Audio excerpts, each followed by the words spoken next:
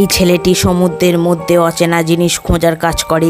সে সমুদ্রের মধ্যে যাই গেছে, সঙ্গে সঙ্গে একটি ভয়ানক অক্টোপাস তার চোখের মধ্যে এসে কামড়ে ধরে। কিছুতেই তাকে ছাড়াতে পারছিল না, তাই তাড়াতাড়ি করে ডক্টরের কাছে যায়। ডক্টরবাবু তার ট্রিটমেন্ট কী করে করলো সেটা জানার আগে চ্যানেলটিকে সাবস্ক্রাইব করে নিও।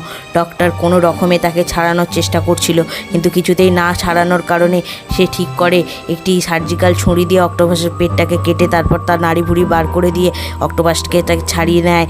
এরপর মুখের মধ্যে লাগানো ভয়ানক আঠা এবং ইনফেকশানগুলিকে এইভাবে একটি ওষুধ লাগিয়ে দেয় এবং মুখের মধ্যে একটি স্প্রে করে নোংরাটাকে তুলে দেয়। এরপর গোটা গালের ভেতরের ফোঁড়াগুলিকে এইভাবে ফাটিয়ে তার ভেতরের পুঁজটাকে বার করে একটি ওষুধ লাগিয়ে দিয়ে নোংরাটাকে পরিষ্কার করে যন্ত্রের মাধ্যমে ট্রিটমেন্ট করে।